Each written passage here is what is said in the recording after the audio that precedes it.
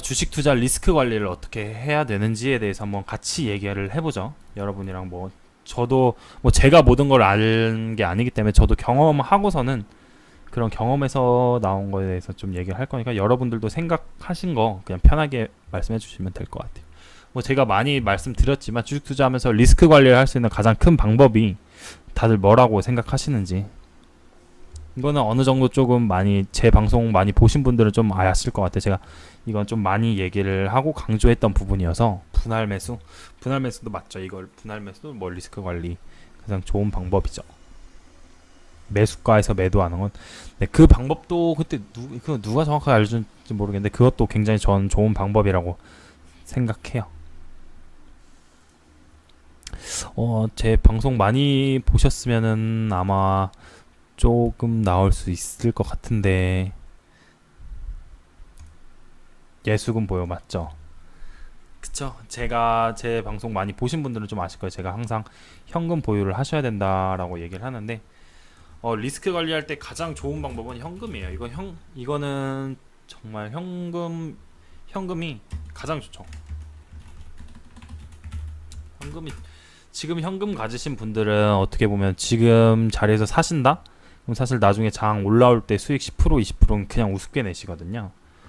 그래서 현금 보유, 저는 뭐 이걸 말씀드리겠지만 현금 보유가 가장 좋은 리스크 관리 방법이라고 생각해요. 뭐 이거는 이전 강의에서도 좀 말씀을 많이 드렸는데, 결국 현금을 한 종목처럼 이렇게 투자하셔서 가지고 있으시면은 좋은데, 오늘은 조금 수치적으로 이 리스크 관리를 어떻게 해야 되는지에 대해서 좀 얘기를 해볼게요. 여러분들이 생각하기에 지금 손실이 나면 어느 정도 손실까지는 조금 감수를 해야 된다라고 생각을 하시나요?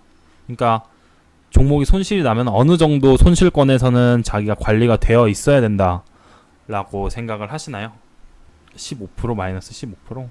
제 개인적인 생각은 저는 뭐 마이너스 10%에서 최대 15%, 그러니까 리스크라는 것 자체가 내가 관리할 수 있는 내 안에 이렇게 돼야 되는 거거든요. 그래서 가장 이상적인 거는 최대 제가 봤을 때는 15%. 저는 좀 10%면 그죠. 단타 하시는 분들은 좀 다를 수 있는데, 저는 좀 중장기적으로 더 장기적으로 보면은 뭐 이게 반토막이 나셔도 가져갈 수도 있긴 하지만 가장 리스크 관리를 할 수 있는 퍼센테이지는 아마 10%라고 저는 생각했는데, 좀 넓게 잡으면 15%까지도 생각이 가능해요. 제가 하나 준비한 게 있는데 잠시, 네, 이거 제가 예전에 한번 단톡방에서도 올려드렸었거든요. 이게 지금 그거예요. 내가 손실 1%가 나면은 다시 원금을 제가 투자를 해서 손실이 마이너스 1%다.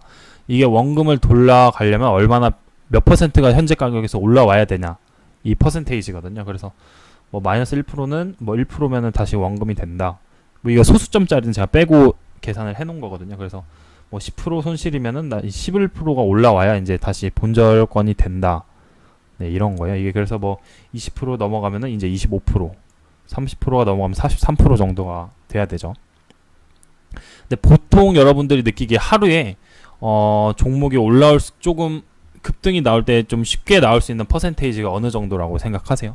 10에서 20. 네, 제가 생각하기에는 저는 병천님이 말씀하신, 병천님 맞으죠? 10%가 가장 이상적이죠. 10%. 왜냐면은 오늘 뭐 상승 나온 종목들 볼까요? 오늘 뭐 상승 나온 종목들을 보면은 뭐 이렇게 많지만 10% 정도는 올라왔다가 꼬리 달고 내려가는 것도 많잖아요. 그래서 한 10% 정도까지는 주가가 올라오긴 해요. 주가가 뭐 이거 20% 넘어가기는 조금 그날 장세에 따라서 다르고 뭐 힘이 어떻게 되는지 이렇게 봐야 되겠지만, 거의 10%까지는 조금 올라왔다가 눌리는 뭐 그런 모습을 많이 보이잖아요. 여러분들이 뭐 주식 하시면서도 많이 보셨겠지만, 뭐 10%가 아마 첫 바이거든요.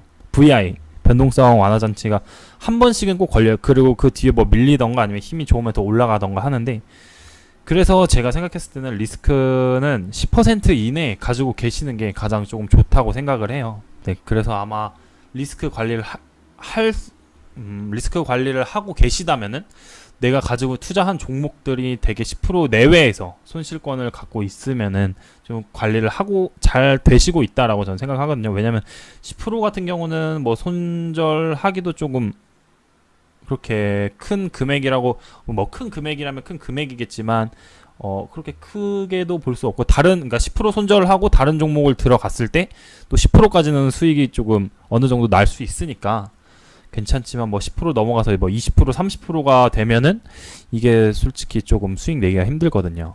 보시면은 20%뭐 30%가 넘어가면은 이제 43%의 수익이 나야 되는데 43%를 하루나 뭐 이틀 만에 올라오기는 조금 힘들잖아요, 주가가. 뭐 올라오는 경우도 있지만 그러기 때문에 한 10%에서 15% 정도 내외에서 어느 정도 관리를 하고 계셔야 되거든요. 그렇다면 이 10%에서 15% 리스크 관리를 하려면 어떻게 해야 될까요? 맞아요. 지선님 말씀하시는 것처럼 2, 3% 올라가는 건 정말 힘들어요. 근데 5%, 10% 빠지는 건 금방이죠. 이거 모두 좀 많은 분들도 공감하실 거예요. 오늘 같은 경우도 아까 뭐야? 엠젠 플러스였죠?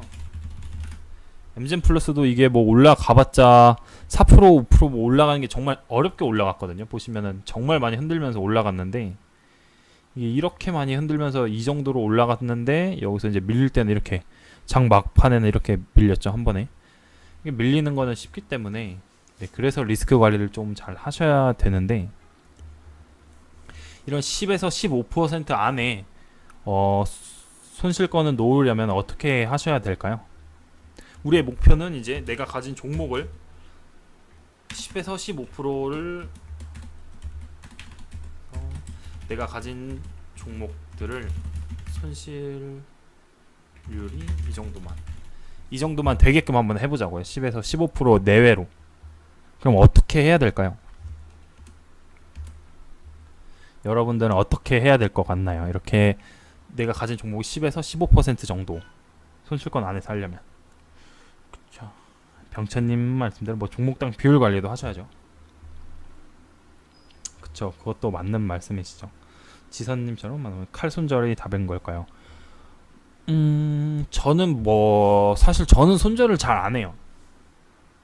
뭐 이게 사람마다 다르겠지만 손절보다는 좀 저가에서 물 타서 저는 좀 나오는 편이거든요.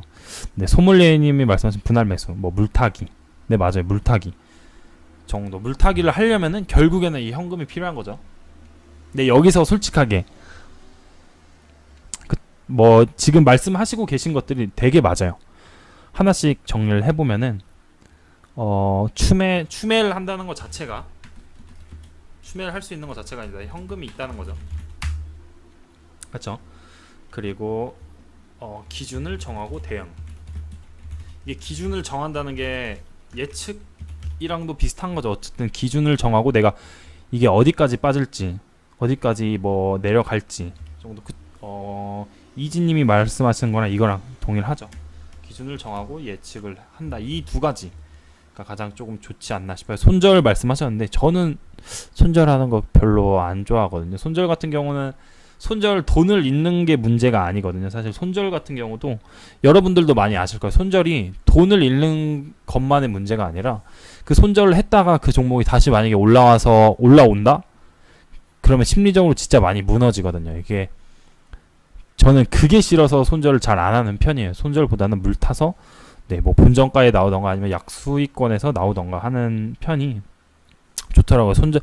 손절 뭐 정말 안 될 것 같은 종목에 대해서는 손절을 하긴 하지만 저는 손절보다는 좀 물타기를 많이 하는데 그 물타기를 한다는 것 자체가 이제 현금을 갖고 있다는 거겠죠.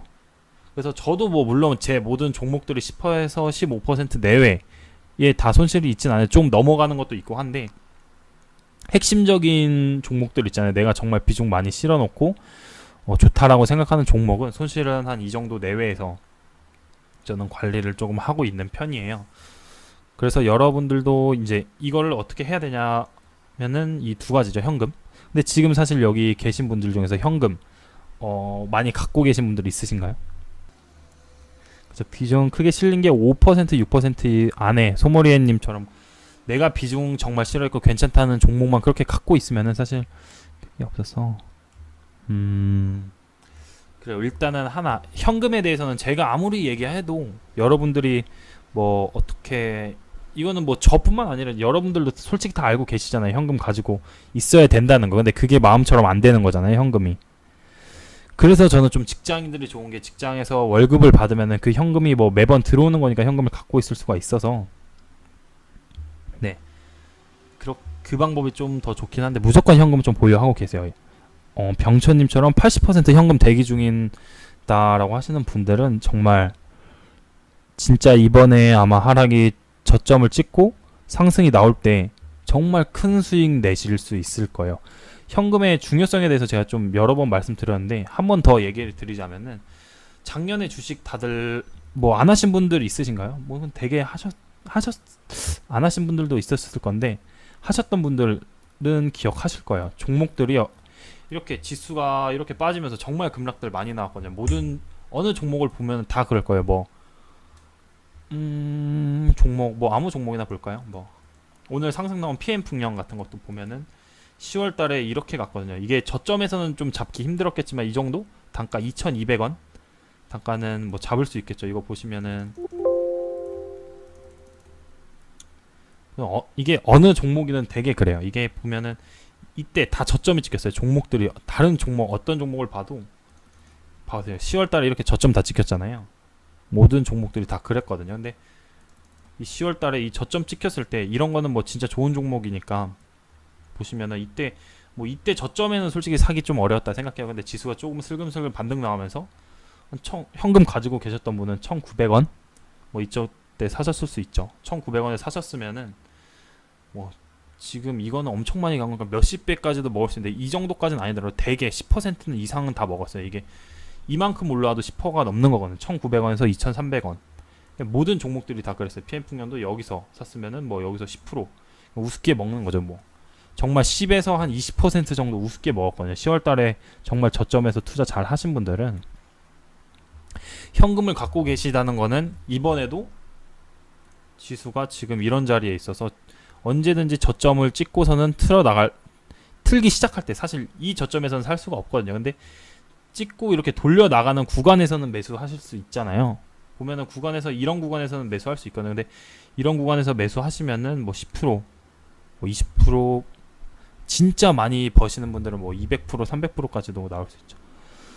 맞아요. 지금 근데 사실 분위기가 10월보다는 분위기가 더 안 좋은데 그렇다면 더 빠진다는 거거든요. 그러면은 지수가 빠졌다가 어쨌든 지수는 아마 반등이 나오지 않을까 싶어요. 이게 우리나라가 뭐 망하는 것도 아니고 모멘텀 자체가 뭐 재무나 이런 거 자체가 돈을 못 벌고 있는 기업들이 아니라 그런 분위기 돈을 못 벌 수 앞으로 돈을 못 벌 것이다 못 벌 수도 있다라는 그 예상 때문에 지금 지수가 빠지는 거잖아요. 실질적으로 뭐 지금 일본 규제가 돼서 확실하게 뭐가 나온 게 아니라 그 규제 때문에 이제 우리나라가 좀 더 침체가 될 수 있다라는 그런 뭐 불안함? 그런 생각 때문에 지금 지수가 빠진 거거든요. 사실상으로 뭐 진짜 우리나라 모든 기업들이 뭐 수출이 확실히 안 좋아져서 이전 대비해서 돈을 더 못 벌고 이런 건 아니거든요. 네, 그러다 보니까 일단 그런 게 아니어서 나중에 뭐 일본 미중 무역 전쟁이 어느 정도 해결이 되고 일본이랑도 이게 해결이 되면은 지수는 분명히 반등이 나올 거예요. 근데 반등이 어느 시점에서 나오냐가 중요한데 현금을 가지고 계신 분들은 어느 구간에서 이런 기회를 크게 얻으실 수 있는 거죠. 그렇기 때문에 리스크 관리를 하기 위해서 현금 지금이라도 사실 조금 얘기를 드리면은 뭐 수익 중이신 종목이나 약수익 종목이시거나 아니면은 조금 현금을 내가 이게 워낙 안 될 것 같다 라고 하시는 거는 조금 손절하셔서 조금 현금을 어느 정도 진짜 확보하셨으면 전 좋겠다라고 생각을 하고 있거든요. 그래서 좀 현금을 확보를 하셨으면 좋을 것 같아요. 현금 확보하면 언제든지 현금이 진짜 제가 투자가 50% 돼 있고 현금을 50% 갖고 있다. 그러면은 이게 어디까지 빠져도 사실 크게 위험하지가 않아요.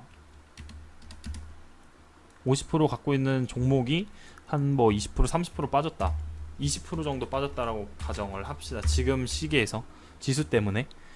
근데 내가 50%의 현금을 갖고 있어. 그럼 저점 찍혔을 때 이거 50%더 타면은 손실권은 마이너스 10%예요. 그러면 나중에 올라올 때 10%는 금방 올라오니까 그냥 쌤쌤해서 뭐 돈을 안 잃는 선에서 나올 수도 있고 아니면 이 현금 50%를 다른 거를 투자해서 거기서 나온 수익으로 이 손실을 메꿔서 나올 수도 있는 부분이고요. 그래서 일단 현금은 무조건 확보를 지금은 좀 더 하셨으면 좋겠고, 주식 투자 하실 때 뭐 리스크 관리 차원에서 현금은 어느 정도 항상 보유를 하고 계셔야 돼요. 최소 20%에서 30% 정도는 조금 보유하고 있으셔야 되지 않나, 저는 그렇게 생각을 하고요. 그 다음에 이제 기준을 정하고 대응을 하는 방법에 대해서 좀 얘기를 하죠. 여러분들은 어느 자리에서 좀 물을 타시나요? 그리고 어떻게 물을 좀 타시는지 좀 얘기를 한번 들어보고 싶어요. 어느 구간에서 좀 물을 타는 편이시고 어떻게 물을 타시는지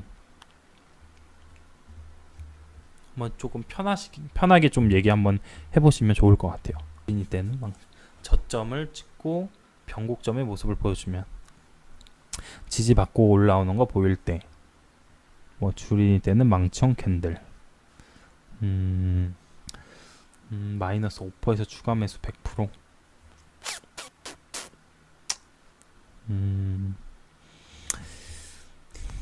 뭐 뭐가 정답이라고 말씀드릴 수는 없겠지만, 더 이상 하락, 뭐 맞아요, 쉬리님 말씀하시는 것도 맞고, 마이너스에서 양전으로 바뀌면, 그죠. 이거는 뭐 전제 조건은 내가 이 종목이 좋다라고 생각을 하고 있을 때에 대한 얘기인데, 여러분들은 물타기는 왜 하는 거죠? 물타기를 하는 이유,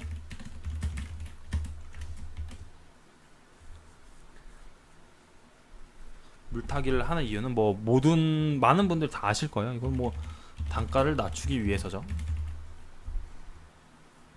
그래서 이건 단가를 낮추기 위해서잖아요. 물타기를 하는 이유는, 그쵸? 뭐 당연히 평단 내린 거죠. 뭐 이건 당연한 거죠. 평단 내리기 위해서 하는 건데, 그렇다면은 평단을 내리려면은 물을 어떻게 타야 될까요?